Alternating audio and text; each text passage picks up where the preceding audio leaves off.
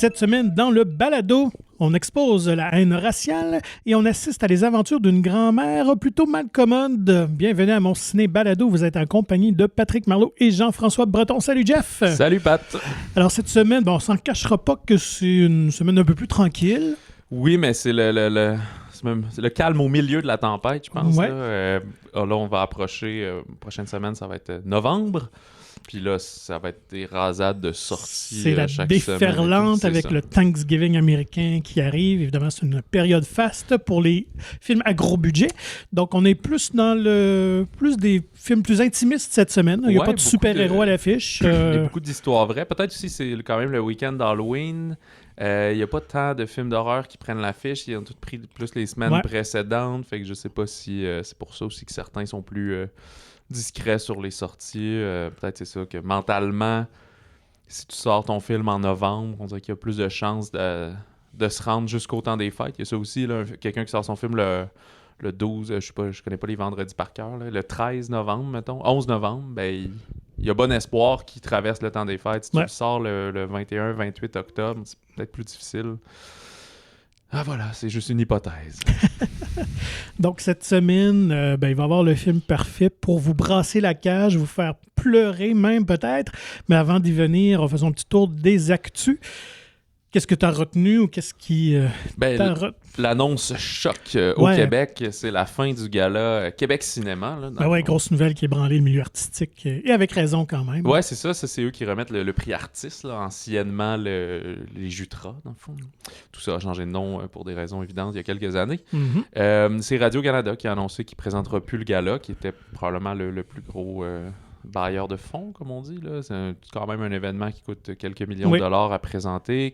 Je sais pas c'est quoi les codes d'écoute. Je pense que ça tournait à un ton de 400 000 qui me disait. Fait que c'est pas catastrophique, mais... pour l'investissement et la reconnaissance. Mais là, évidemment, déjà, l'Association des distributeurs demande de raviser ça parce qu'en fait, Radio-Canada a quand même émis un communiqué puis il disait qu'eux, ils voulaient continuer, évidemment, à faire la promotion du cinéma d'ici et que ça demeurait au cœur du mandat culturel de Radio-Canada, mais qu'ils voulaient trouver une autre façon. Là. Fait qu'ils allaient faire une émission spéciale de variété, d'entrevues. Fait que je suis pas c'est sûr, un peu nébuleux. Ouais, c'est ça. Où ça sonne quand même que c'est les mêmes 4 films majeurs qui vont avoir leurs entrevues, que du côté de Jean-Philippe Vautier puis de Bonsoir aussi, il allait avoir, je pense que c'était une autre émission spéciale qui allait être plus concept, serait précisé au printemps. J'imagine que c'est des choses qui coûtent moins cher finalement pour donner un certain rayonnement. Il y a tout un débat là-dedans, puis c'est difficile de trancher. On sait que tous les gars-là sont en perte de vitesse, là, à l'international aussi, aux États-Unis. On le voit que ça intéresse plus les jeunes. Mais en même temps, où Radio-Canada est un diffuseur public, où son mandat premier, c'est de promouvoir la culture d'ici, c'est quand même une drôle de décision. T'sais. Fait que c'est comme s'ils prennent une décision commerciale, mais à la limite, ils n'ont pas à faire des profits là, quelque part non plus. Là, fait que je comprends que ça secoue. Puis surtout qu'en plus, je pense que c'était la 25e édition qui se préparait. Fait que, à la limite, fait une dernière édition, 25e anniversaire, quelque chose comme ça. Mais... surtout que ça serait peut-être l'occasion de faire de quoi de spécial et que ça remonte les codes d'écoute. Quoi que ce soit. Ouais, mais il faut s'entendre qu'il faut rebrasser cette formule-là de gala de prix. Là, mais c'est certain. Ouais, il n'y avait pas aussi à TVA là, un gala de prix de télé qui a été... qui était prix du Métrostar à l'époque, mais je sais que ça avait changé de nom. Prix du public, là, ou quelque chose. Non, artiste, c'est ça. Non. C'était peut-être artiste, moi. Oui, c'était les galas artistes. Fait Québec Cinéma, c'est pas un artiste. C'était les Iris. Iris, c'est ça. J'ai tout mélangé. Mon erreur. Je te dis. C'est ça. Fait qu'on dit du côté de Québec Cinéma, qu'on va tenter de trouver une solution alternative, mais ils ont appris ça un beau matin dans leur boîte courriel il y a de cela 4 jours. Là, fait que bonne chance à eux. Je te renvoie la balle. Qu'est-ce que tu as d'autre? Écoute, grosse nouvelle du côté du distributeur Warner Brothers, du studio, en fait, Warner, qui ont dans leur catalogue, dans leur fond, tous les super-héros de DC Comics. Black Adam est sorti la semaine dernière et ça fait quelques fois qu'on en parle. On sait que les studios sont à la recherche de leur homme de main pour gérer tout ce fond-là, ce catalogue-là de super-héros. Chez Marvel, c'est un peu l'équivalent du producteur Kevin Feige, si on peut mettre un nom qui est une stabilité depuis les débuts des studios Marvel. Warner, c'est plus chaotique. Mais là, on a finalement annoncé qui sera à la tête de cette division-là de chez Warner. Et choix quand même assez surprenant. OK. James Gunn.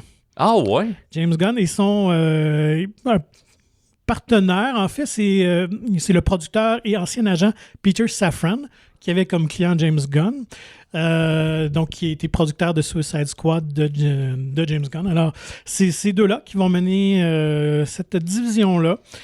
J'imagine que Gunn va être plus impliqué au niveau artistique, créatif et Safran plus au niveau de la gestion, évidemment, vu que c'est plus un producteur. Safran a quand même un CV assez intéressant, en plus d'avoir été agent de plusieurs vedettes. Il a été le producteur de tout l'univers Conjuring, alors c'est lui qui a mis ça sur pied. Okay. Produit aussi Aquaman et Shazam pour DC Comics. Alors, c'est ça, on cherchait une vision finalement. Je pense que oui, tout à fait. Mais on a confirmé donc que pour ce qui est de la version de Todd Phillips et de son Joker ne serait vraiment pas incorporé à l'univers DC Comics.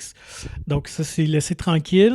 Pour le Batman de Reeves, on sait qu'il va y avoir quand même une suite, mais on n'a pas dit si ça s'est intégré éventuellement ou non au nouvel univers qui va être mis en place. Ils n'ont pas le choix de le laisser écarter parce que visuellement, c'est pas du tout la même chose. Puis pas juste de prendre un côté un peu plus sombre, mais tu sais, un peu comme toutes les technologies, là, dans le dernier Black Adam, peut-être que êtes-vous déjà allé le voir, mais tu sais, il y a comme des motos volantes puis des choses comme ça, puis c'est pas ailleurs, tout ça là, dans le Batman. Là. Puis tu sais, il reste quand même un nouveau Aquaman à venir, le Flash, un troisième Wonder Woman, et si ces films-là ont un certain succès, t'as pas le choix de les ramener, donc tu peux pas repartir à zéro l'univers complet. C'est ça, où tu vas dire que The Batman se passe vraiment avant, parce qu'on était au Year 1 ou Year 2 je sais pas, là, des sorties nocturnes de Bruce Wayne. Alors que là, le Batman qui était avec Superman dans les Justice League et tout, là, c'était plutôt un qui commençait à être en fin de carrière. En vétéran, là, c'est ça.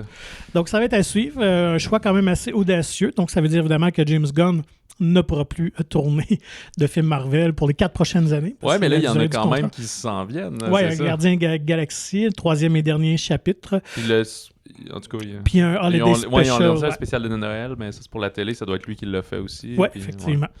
Ouais. Et restons dans la même veine de Warner. Il va réaliser pour Warner?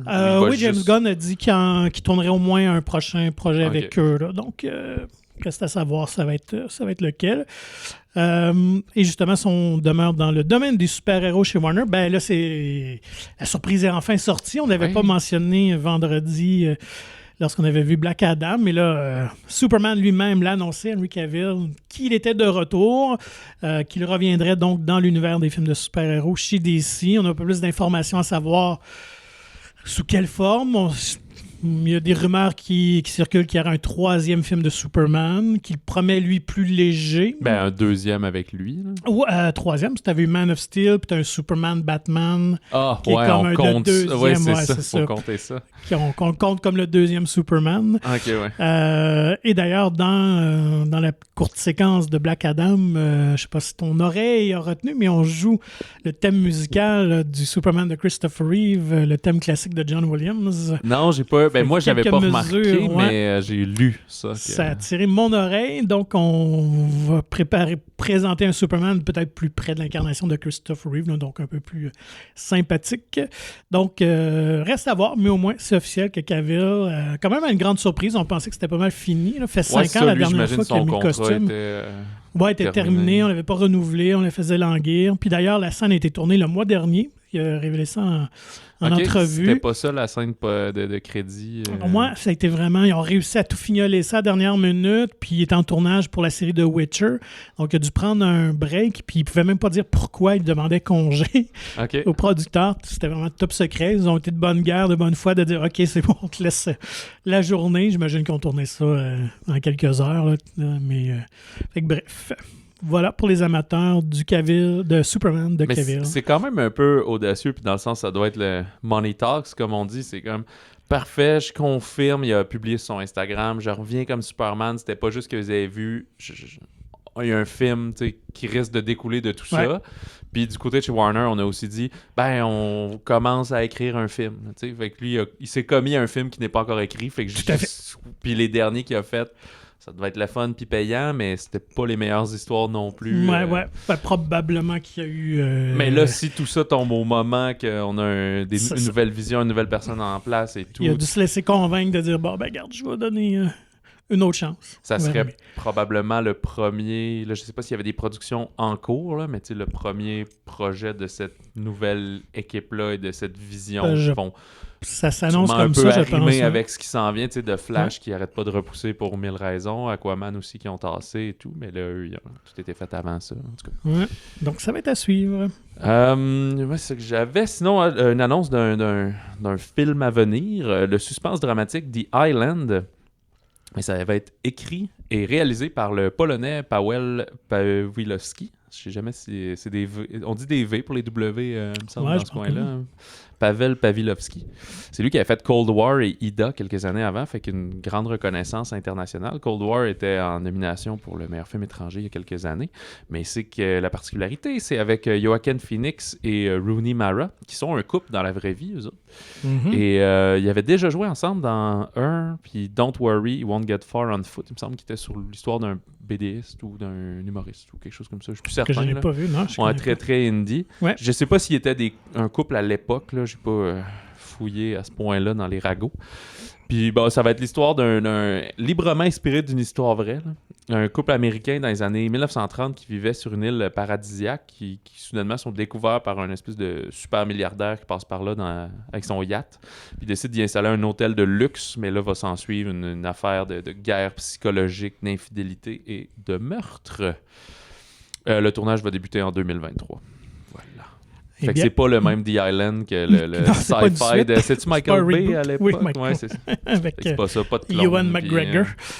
Ouais, puis c'était qui Ah, c'était Scarlett Johansson, je pense? Oui, je pense que oui, effectivement. Mais bref, c'est pas ça. Pas super en tout. Autre film qu'une actrice va incarner, je pense quelqu'un qui a réellement existé, qui peut être vraiment intéressant, c'est Angelina Jolie qui va incarner Maria Callas, la soprano. Évidemment, une qui a marqué l'opéra dans les années 1950-1960. Et elle va jouer la fameuse chanteuse vers la fin de sa carrière. Maria Callas, qui a quand même un destin assez tragique. Elle est décédée à 53 ans. Vraiment isolée à Paris, tout ça, décédée d'une crise cardiaque. Elle a une vie assez mouvementée aussi, donc je pense que ça peut être intéressant, d'autant plus que ça vient du cinéaste Pablo Larraín qui nous avait fait Jackie et Spencer. Donc quand même... on reste dans cette trame-là. Ouais, c'est ça, il s'intéresse aux femmes fortes. Au destin tragique. Ouais, au destin tragique, tout à fait. Donc ça pique ma curiosité. On sait que Maria Callas a eu une relation avec Aristote Onassis qu'il avait quitté pour Jackie Kennedy à la fin des années 60. Donc, ouais, vraiment. Mais je suis curieux de voir ça parce que ça n'a pas l'air d'un bon casting prime abord. En tout cas, j'ai mes réserves. Physiquement, elle lui ressemble quand même. Okay. Ouais, quand même les traits un peu de Callas.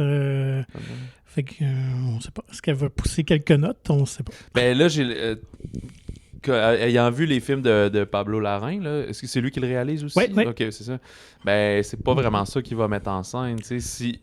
Si on se fie à ces deux précédents films, c'est vraiment des moments clés qu'on voit et non pas un biopic classique. Effectivement, c'est pour ça qu'on spécifie que c'est vraiment les dernières années où elle probablement est en dépression dans son appartement. Je trouve ça beaucoup plus intéressant. On a en décembre, là, I Wanna Dance with Somebody, là, qu'on parlait l'autre fois de... C'est Whitney Houston, c'est ça qui arrive, mais ça a l'air d'être le moule conventionnel. Là. Elle naît, on reconnaît un grand talent, elle pousse fort, elle a un hit, là, tombe dans la drogue, puis blablabla. Je trouve ça plus intéressant de juste montrer. Un court moment. C'est mieux, sinon, lisons des biographies, tant qu'à ça. Moi, j'ai rien d'autre en nouveau. Moi, j'en ai une petite dernière qui va intéresser les amateurs de Star Wars. Alors qu'on n'arrête pas d'annoncer plein de nouveaux films, mais finalement, ils ne débouchent pas toujours, en tout cas pas pour l'instant, mais on a su qu'il y a un 4e film, qui serait en préparation, en cours d'écriture. 4e? Oui, parce qu'il y en a un par Patty Jenkins, la réalisatrice de Wonder Woman, qui devait même être en tournage bientôt, qui a été repoussé finalement. Je pense qu'elle va seulement le faire après son 3e Wonder Woman, qui était sur les pilotes des X-Wing, Rogue One, quelque chose comme ça. Ensuite, le Taika Waititi, qui est supposé de nous en faire un, et Kevin Feige, le grand Manitou dans Marvel aussi, avait pitché un projet à Kathleen Kennedy et qui est en cours d'être monté, mais qu'on n'en sait pas plus. Et là, c'est quand même quelqu'un d'intriguant, c'est Damon Lindelof, co-créateur de Lost avec J.J. Abrams, qui a mené l'excellente série Watchmen il y a quelques années. Donc, il serait coproducteur, co-scénariste avec Justin Britt Gibson, qui lui a travaillé plus sur des séries télé comme The Strain Counterpart, que je n'ai jamais écouté. The Strain, je sais que c'est un truc un peu d'horreur, là, inspiré de Guillermo del Toro, je pense. Je comprends rien de tout ça. Ouais, un truc de vampire. Et probablement que la réalisatrice pressentie serait Charmin Obaid Chinoy, qui a réalisé des épisodes de Miss Marvel pour Disney+, donc une série qui a été quand même bien accueillie par la critique.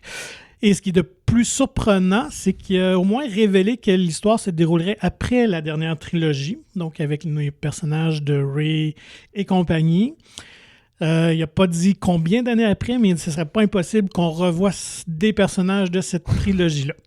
OK, de cette trilogie. Ouais, mais là, laissez Mark Hamill tranquille. Là. Ouais, là, je pense pas qu'on aurait des personnages d'origine, mais peut-être qu'un Poe Dameron, genre, ou je sais pas trop, ou un BB-8. Mais bref, donc je pense que ce serait quand même assez près de la dernière trilogie. On n'a pas de date, ce serait pour un film aussi, là, que Lucasfilm essaie d'éviter maintenant d'annoncer des grosses sagas. Là, on va y aller film par film, puis si ça marche, on va construire là-dessus. C'est ça, fait que si le film... là, on en discute, ils sortent. Des fois, ils doivent aussi tenter l'intérêt. Là. Ah, si j'annonce ça répond comment? Je laisse-tu ça mourir ou j'y vais à fond? Que le film, on va le voir dans comme 7 ans. Fait que tous ces comédiens-là vont avoir assez vieilli pour qu'on puisse croire qu'il y a du recul. Si on compare avec, par exemple, le dernier Harry Potter, quand ils ont juste maquillé en 15 minutes pour les vieillir de 15 ans. Là. Pas tant. Ouais, donc Lindelof, il faut quand même se préciser qu'il était un habitué de travailler dans les films de genre parce qu'il avait aussi scénarisé les 2 Star Trek que J.J. Abrams a réalisé il y a un certain temps. Aussi co-scénarisé Prometheus pour Ridley Scott. Donc, on verra bien quand le projet sera plus avancé, si jamais il se concrétise. Bande-annonce de la semaine, on s'en va pas trop loin. Non, on reste dans le grand spectacle. Oui, exactement. Ant-Man and the Wasp, donc Ant-Man et la guêpe, dans Quantumania, donc le 3e film de solo pour Ant-Man. Ouais. Et 31e film, quand même, de la MCU. On est rendu à 31 films. C'est quand même assez incroyable comme réalisation. Ils doivent déjà commencer à penser, le 50e, ça va être chouette. Ce qu'il y a d'intéressant là-dedans, peut-être qu'on le voit de plus en plus. J'ai pas remarqué avec les autres.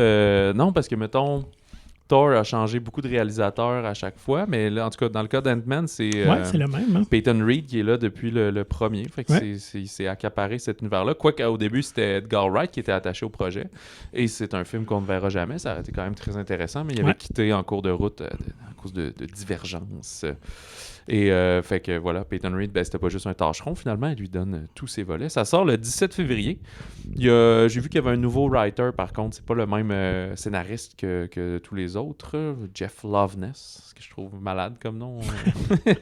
Et c'est encore évidemment Paul Rudd, Evangeline Lilly. Mais on en parlait la semaine dernière, Jonathan Majors qui est dans tous les gros films maintenant. Ouais, la saveur du mois vraiment Hollywood. Ouais, du mois, j'ai l'impression ça va être pour la décennie de 2020 à 2030, ça va être lui. Kang the Conqueror, que je sais pas si tu t'en sais un petit peu plus sur ce bonhomme-là. C'est un pan d'univers Marvel que je ne connais moins. Je sais qu'il est supposé être extrêmement puissant, même plus que Thanos. Donc, on verra bien comment on va amener ça sous forme parce que quoi qu'il est dans les plans pour la suite, là, on va pas le vaincre ici. Je pense qu'on va juste l'introduire. Oui, effectivement, parce que c'est le début de la phase 5 de Marvel qui va se terminer avec la phase 6, donc des 2 films d'Avengers contre Kang en 2024-25.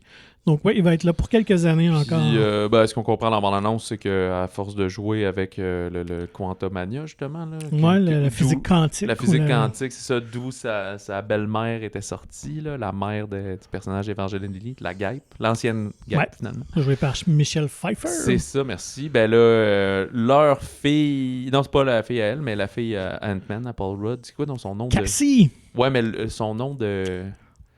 super-héros Ant-Man, l'acteur c'est Paul Rudd, mais entre les deux. Bonne question. J'oublie son nom de... En as-tu un? Je sais même pas dans la bande dessinée. Mais lui, il en a un. Ouais. Tu sais, il sort de prison, puis... Ant-Man? Ouais. dans le premier, puis tout, son nom d'envie, non, genre. Ah, son nom de... Scott Lang. Oui, je pense que c'est Scott ça. Lang, Merci, c'est ça, voilà. parce que t'as Hank Pym qui est l'original, que j'ai parlé de. Donc Scott Lang, ou Casey Lang. C'est ça. Alors, bref, Casey Lang, qui est sa fille, il a l'air de jouer un plus grand rôle, là, puis elle gosse avec ça, la physique quantique, il se ramasse pogné là-dedans. Ben oui, tout le monde se trouve aspiré dans contre les indications de Michel Pfeiffer. Non, et n'allons pas là. Visuellement, ça a l'air vraiment intéressant. Ça a l'air d'un film beaucoup plus épique que les deux premiers, qu'on s'entend que c'était quand même des films relativement plus tranquilles, plus intimistes par rapport aux autres productions Marvel. Là, oui, puis tu sais, le premier, je me souviens pas, mais l'autre, il l'avait sorti justement en juillet. Il y a tout le temps un Marvel en juillet, mais c'est souvent le plus funné, léger. Là. Ouais. Donc, fait que là, on se retrouve dans ce monde-là, peuplé de différentes dimensions. En tout cas, il semble avoir une civilisation existante, dont Kang semble être le maître. Et Bill Murray aussi à souligner, qu'on ne connaît pas encore son rôle, mais on le voit quelques secondes.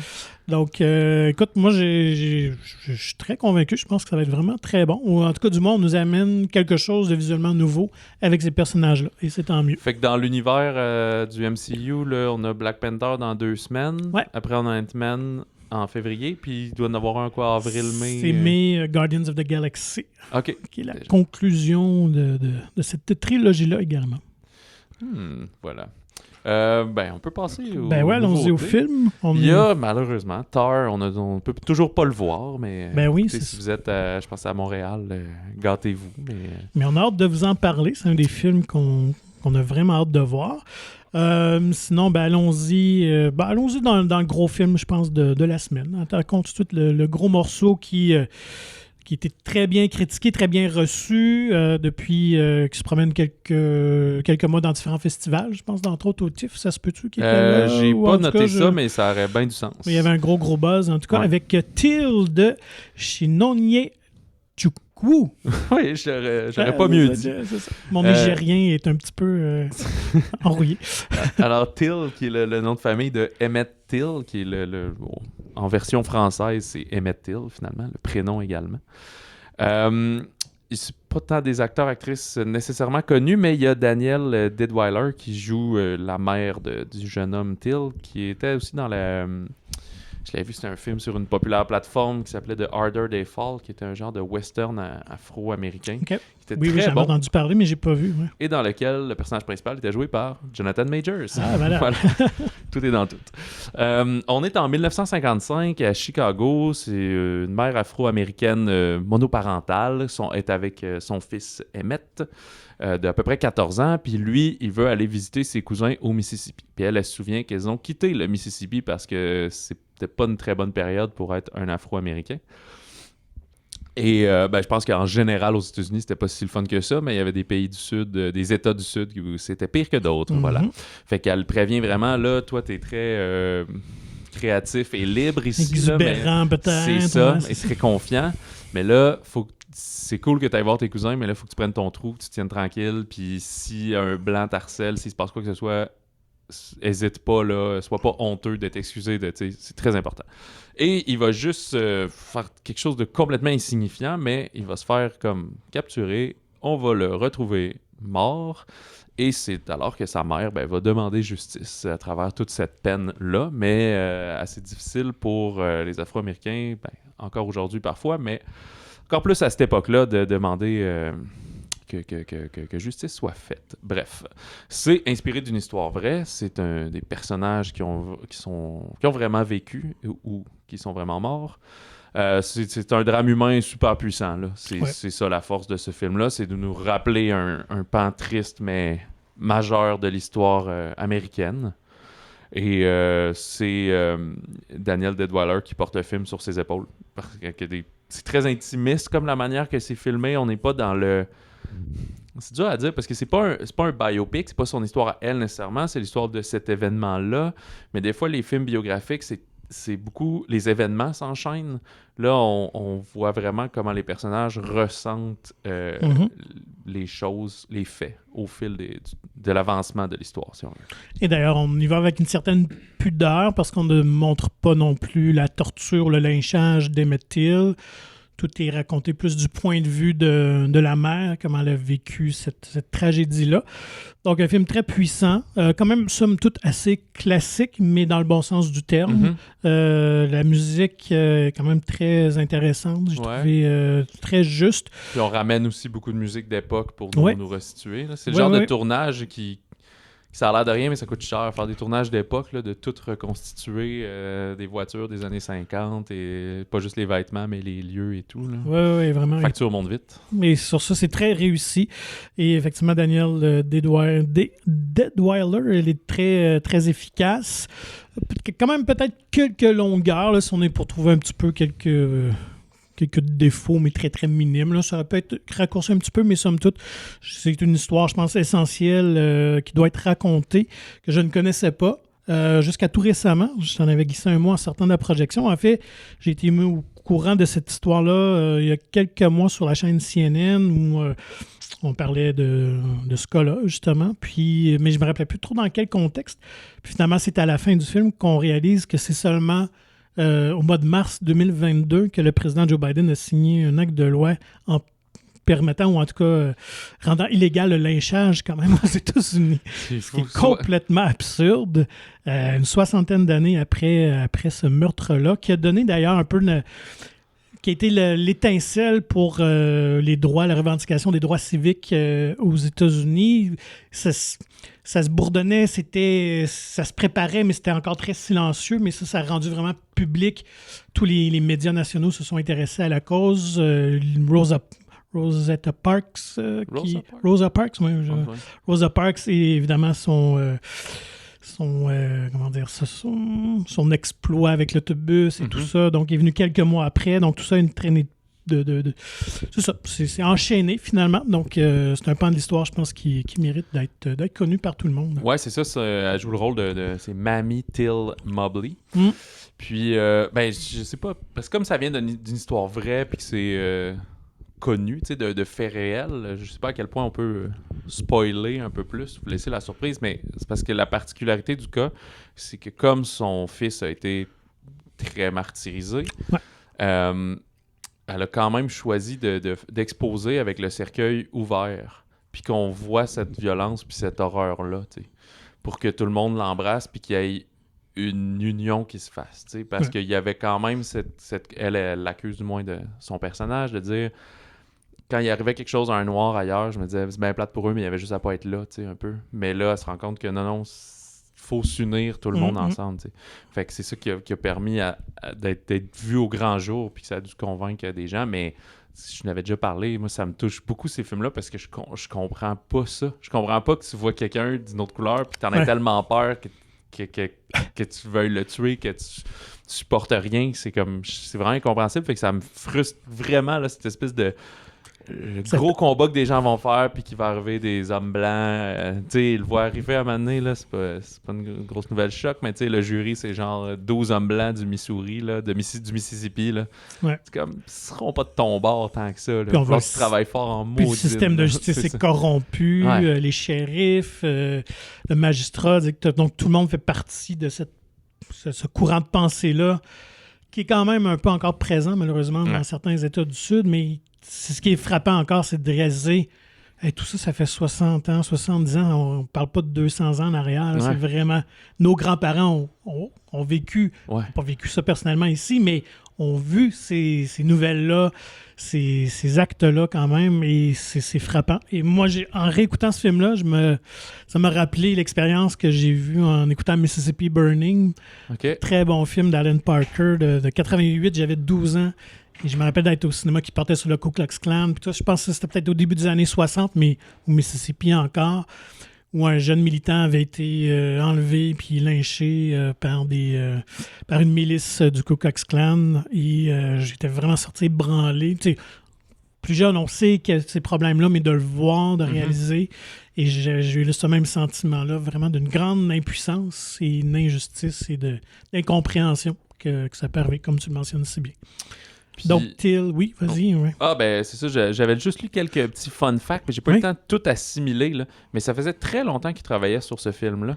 Ouais, le scénariste Keith Beauchamp, moi, j'ai... Ouais, c'est ça. J'ai vu que ça faisait 27 ans qu'il ramassait des documents de recherche pour étayer ça, puis que ça soit le plus véridique possible. Puis ça nous a fait rire aussi, c'est Orion Pictures, puis ils ont été en faillite pendant un bout, mais ils sont revenus, puis voilà. Périodiquement, ils sortent des films. Mais juste pour revenir sur Beauchamp, je vais prendre le ballon au bon, parce qu'effectivement, c'est un documentariste new-yorkais qui s'est intéressé à la chose, et ses recherches ont ramené l'ouverture du procès en 2004. Donc, on a réessayé à nouveau de poursuivre ces gens-là, parce que le pire, c'est que les deux hommes blancs, les deux gens du Mississippi, les deux responsables de la mort d'Emmett Till, l'ont avoué publiquement l'année d'après dans une entrevue d'un magazine. Et aux États-Unis, tu as une loi qui fait que tu ne peux pas être accusé 2 fois pour le même crime, donc ils n'avaient rien à perdre. À ce moment-là, au niveau légal, ils ne pouvaient plus être accusés, en tout cas à ce moment-là. Mais là, on a revoulu ouvrir le procès en 2004. Au bout de quelques années, je pense en 2007, finalement, on est arrivé avec juste qu'on ne pouvait pas rendre coupable personne ou accuser personne. Donc, le procès a été tout simplement abandonné.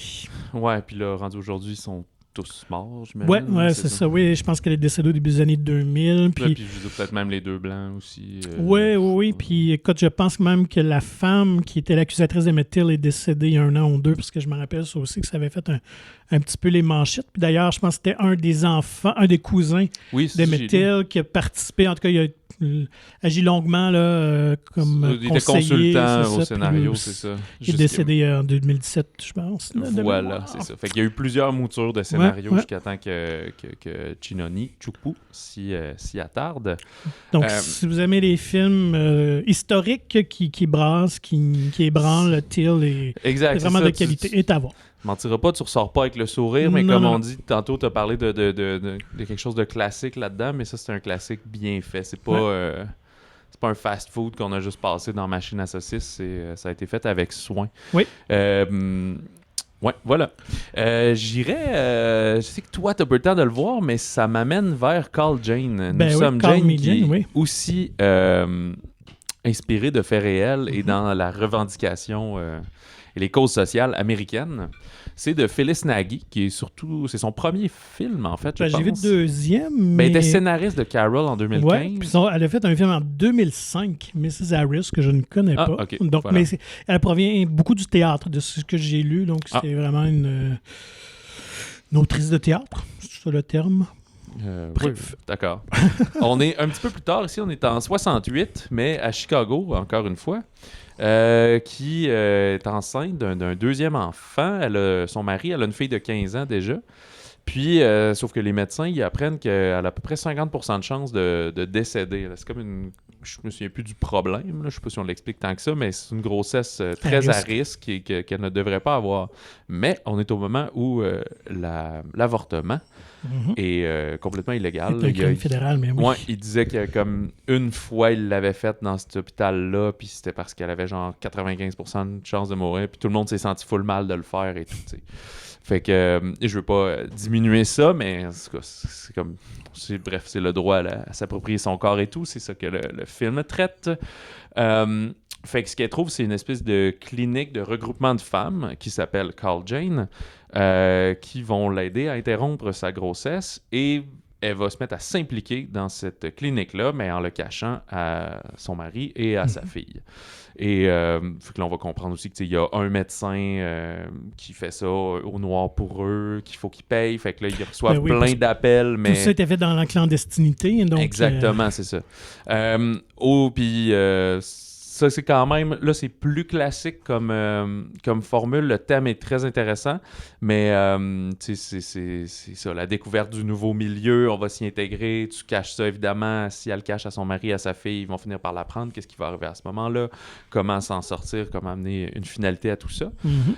C'est avec Elizabeth Banks, qui joue le rôle de cette mère de famille. Et il y a aussi Sigourney Weaver, qui est elle qui chapeaute un peu l'organisme Call Jane, mais personne ne s'appelle Jane, là. C'est justement c'est le nom de la place, c'est tout. Il y a Kate Mara aussi qui joue sa voisine. Et Bref, j'ai bien apprécié le film pour ça, et je trouve qu'il y avait une réalisation qui était quand même un peu audacieuse. Il y a quelques plans séquences aussi, dont une d'avortement. C'est pas aussi... tu sais, c'est pas du body horror, là. C'est pas fait comme Titan, là. Donc, il y a une scène... C'est pas fait pour choquer, mais juste pour... Non, mais pour nous rendre compte que, tu sais, c'est pas léger comme sujet, puis c'est pas... Tu sais, l'avortement, c'est pas une méthode de contraception, là. C'est pas ça qu'on veut passer dans le film, mais comme il dit, c'est des cas des filles qui se font violer, puis qu'on leur dit, mais non, c'est la volonté de Dieu. Faut que tu gardes l'enfant, puis vis ta vie comme ça à cette heure. Une qui est... tu sais, on voit pas toutes ces situations-là, mais ils lisent comme les appels qu'ils reçoivent et tout. Puis il y en a une qui est en phase... pas en phase terminale, mais elle a un cancer, puis vu qu'elle est enceinte, elle peut plus faire son traitement, donc elle est obligée d'être enceinte, puis elle va mourir inévitablement et tout. Fait que, tu sais, c'est ça qui est un peu absurde. Cela dit, ce qui est singulier, c'est qu'après, je cherchais sur le personnage d'Elizabeth Banks, puis son personnage, ben là, j'ai trouvé la vérité, il n'a pas existé. Non, c'est ça, c'est une fiction, mais d'un vrai organisme. Mais le personnage de Sigourney Weaver, oui. Okay. Elle, c'est une vraie militante. C'était-tu la fondatrice du mouvement? Parce que je suis allé lire un petit peu aussi sur... Peut-être, j'ai oublié le nom de son personnage, je ne l'ai pas écrit. Mais en tout cas, lui, qui est comme justement plus âgé, plus hippie et tout, qui est You Go Get It Girl. Là. Fait qu'on a comme créé toute l'histoire un peu romancée pour montrer le mouvement. Mais tu sais, ce qui est fascinant, c'est que comme tout film, c'est en chantier depuis quelques années déjà, puis ça arrive vraiment sur nos écrans, un drôle de moment, là, tu sais. Ben oui.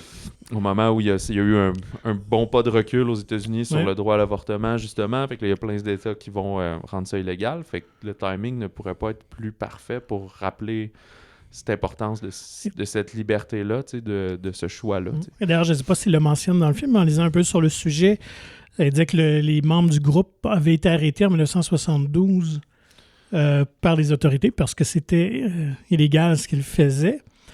Et finalement, leur avocat réussit à retarder le procès parce qu'il savait qu'il y avait un jugement qui s'en venait de Roe versus Wade en 1973. Et ils ont réussi finalement à faire avorter les procédures quand le jugement est tombé en leur faveur. Beau choix de mots. Fait faire avorter les procédures. Voilà. Mais oui, mais honnêtement, c'est comme dans le après, le genre de 5 dernières minutes du film, c'est ça que tu comprends, là, que le mouvement a pris beaucoup d'avance, que l'avortement devient comme légal ou accepté. Fait que là, il se trouve une nouvelle cause. Fait que ça finit avec un positivisme quand même dans le film, justement. Ça me faisait juste penser que c'est la même... C'est à peu près cette époque-là, tu sais. Elle est femme au foyer, en plus. Là.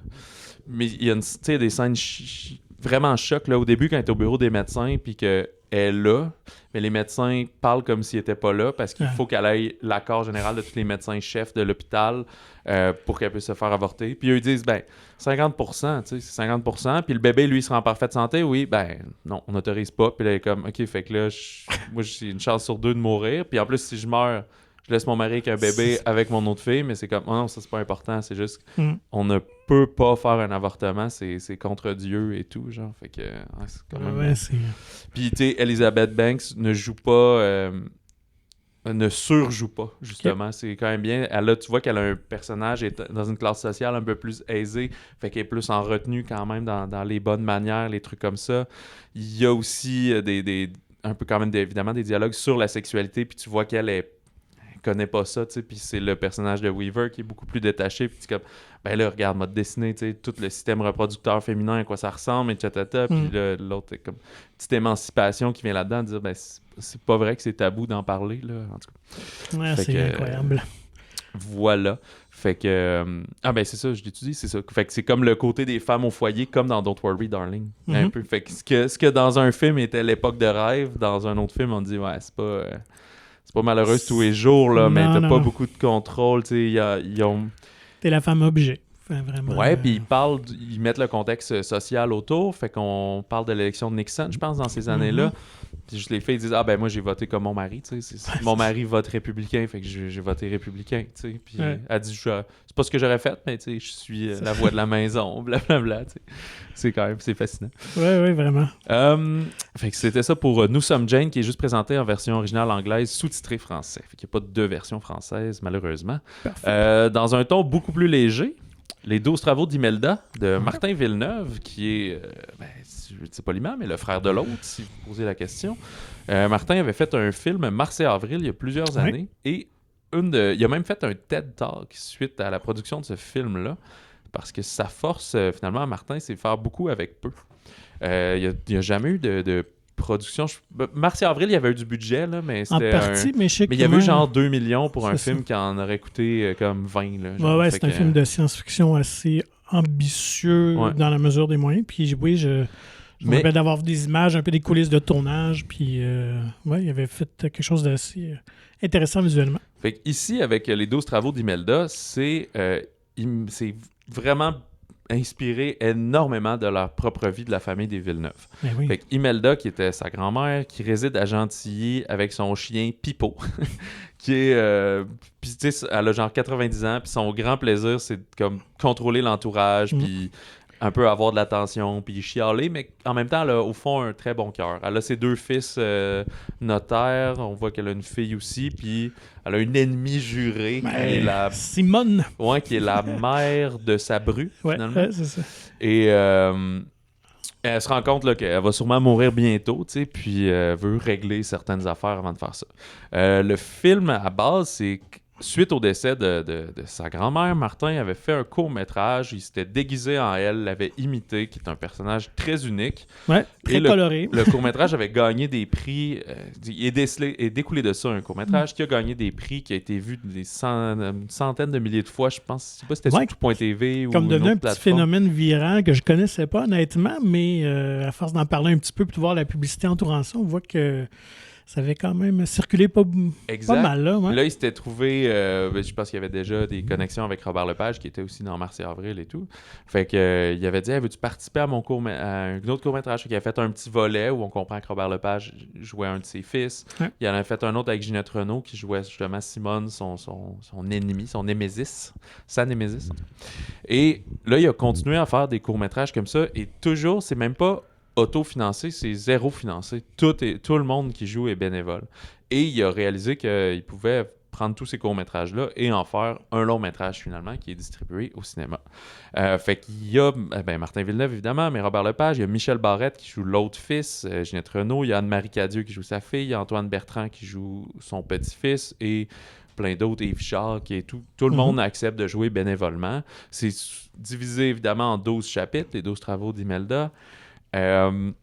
C'est quelque chose de très familial qui va essayer d'aller chercher l'universel dans le personnel plutôt que l'inverse. Fait que c'est bien dit, Ouais, voilà.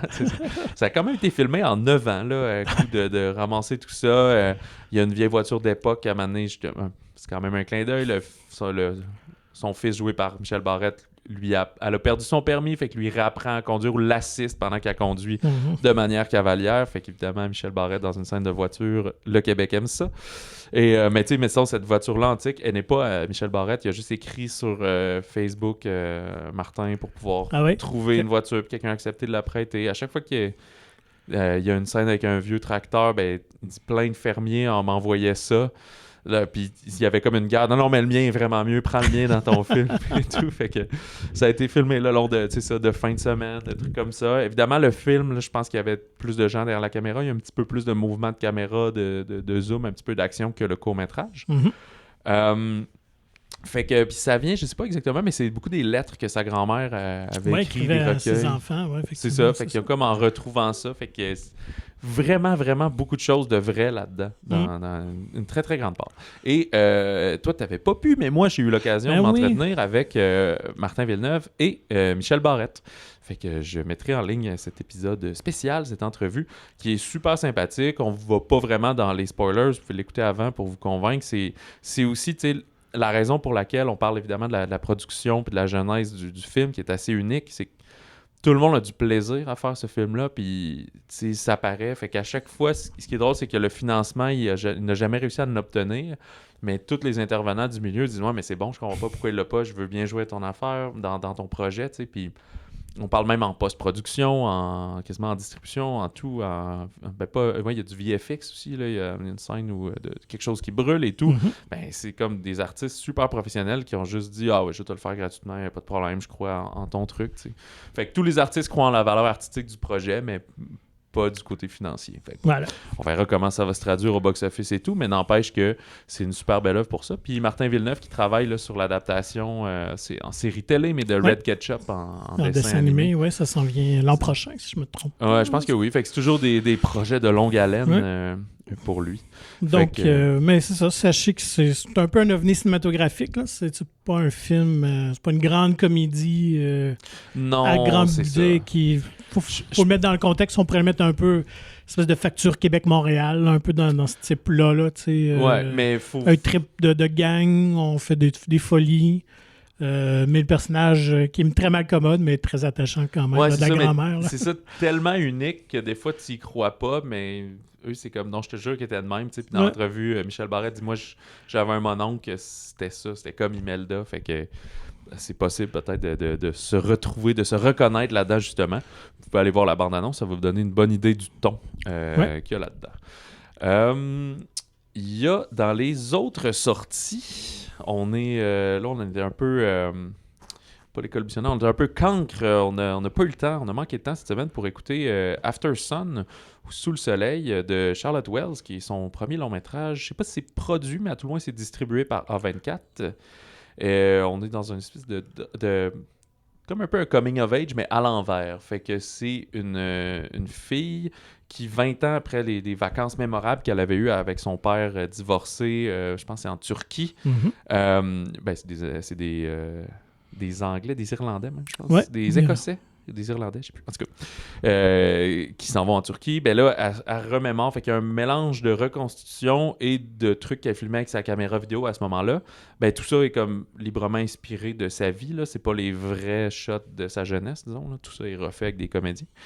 Mais ce qui est très intéressant, on parle pas souvent de critique, mais du côté de Mediafilm, on lui a donné une note de 2, qui est un film remarquable. Donc, c'est vraiment un haut film. J'ai commencé à l'écouter, mais je suis pas rendu assez loin pour me prononcer. Fait que il a gagné aussi, il était présenté à Cannes dans la semaine de la critique, il a gagné le French Touch Prize of the Jury. Fait que c'est quand même un haut prix. C'est ça. Fait que c'est une œuvre vraiment très sensible et je trouve qu'il y a un montage très intéressant dans le back and forth, de la manière qui est fait et tout. Fait que j'avoue que c'est ce côté-là, tu sais, quand tes parents, ça a toujours été des adultes, puis tes parents... Mais maintenant, quand t'as genre 30 ans puis que t'as des enfants de 2-3 ans, puis toi, c'est tes amis puis t'es connais, c'est pas la même réalité. Non. Fait que tu vas toujours en pensant que tout le monde est en contrôle puis c'est tout, puis sont nés pour être parents, mais pas nécessairement. Là. Fait que je pense pas que c'est pas dans la tragédie, mais c'est ce côté-là qui est très intéressant. Fait que, bref, on va prendre le temps de l'écouter. On s'en reparlera peut-être plus en détail la semaine prochaine, mais je pense qu'il est déjà disponible dans certains cinémas. Sinon, il va peut-être ouvrir encore plus large dans les semaines à venir.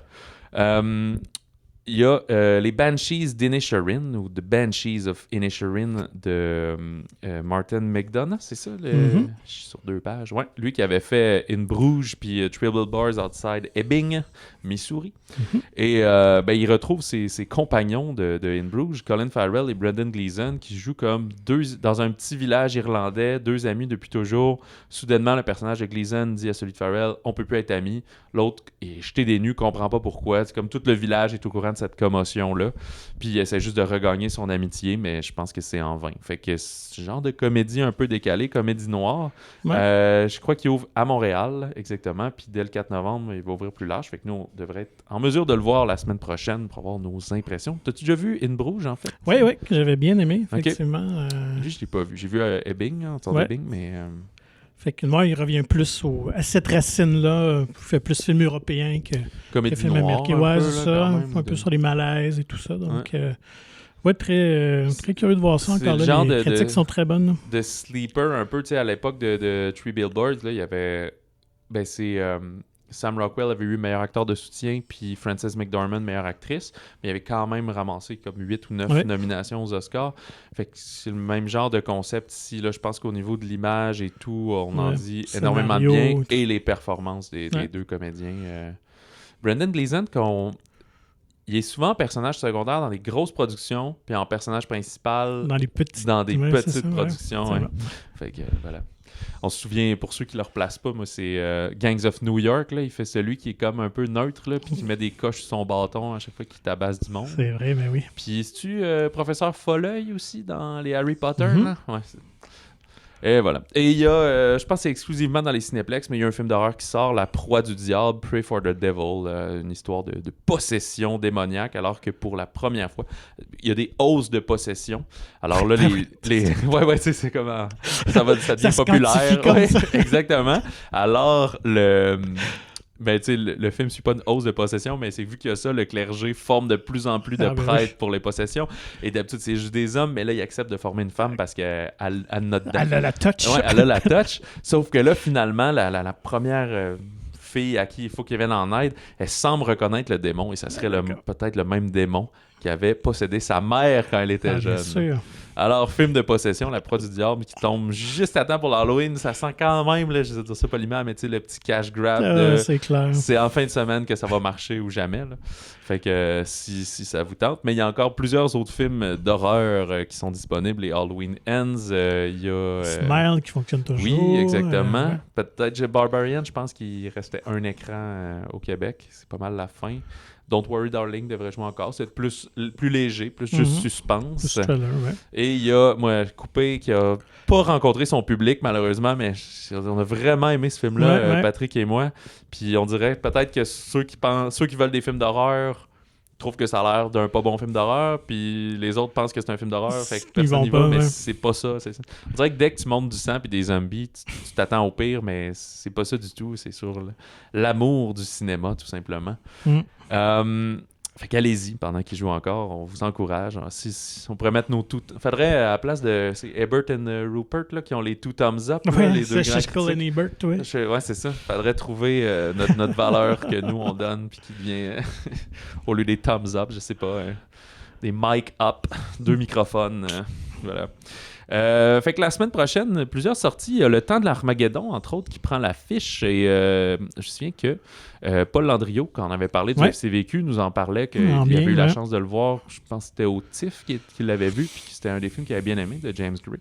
On va le découvrir. Tu te souviendras de moi va finalement prendre l'affiche. Ce film-là qui devait sortir la première semaine de la fameuse pandémie il y a 2 ans. Avec Rémi Girard et Karel Tremblay. Et les Banshees d'Inisherin, que j'ai bien hâte de voir. Toi, as-tu un favori dans tout ça? Il y a Zai aussi, qui est pas mal plus indépendant comme sortie, mais qui vient me chercher lire la BD. Hein, oui, j'étais un grand fan de l'auteur BD Fab Caro, puis ça faisait quelques années là, que j'avais lu la BD Zai. Alors je m'y replonge pour la sortie du film, et honnêtement, c'est une des BD les plus drôles et absurdes que j'ai lues dans les dernières années. Donc, je sais que le film ne pourra pas être à la hauteur, ça va être dur de retranscrire le ton et l'humour, mais je suis curieux de voir comment ils ont fait ça. Moi, de l'humour absurde, je suis au rendez-vous. Là. J'ai vu que le prochain aussi, Quentin Dupieux, Fumé fait tousser. Les droits ont été acquis, là, mais à chaque Quentin, je pense que c'est des distributeurs différents qui ramassent les droits, là, mais il va finir par prendre l'affiche, je pense que c'était en février ou en mars, là, un petit peu plus tard, là, mais je suis toujours là. D'ici là, écrivez-nous balado au singulier @monciné.ca et nous vous invitons à vous procurer gratuitement le magazine Mon Ciné, la nouvelle édition avec le film indépendant Avatar en couverture vient de prendre pas prendre l'affiche, mais prendre kiosque, voilà. Dans votre cinéma favori. Et si votre cinéma n'a pas le magazine Mon Ciné, bien demandez-leur de l'ajouter. Visitez le monciné.ca pour plus d'informations. Honnêtement, je pensais que c'était le nouveau film des Schtroumpfs qui sortait. Sur ce, bonne semaine de cinéma et bon popcorn.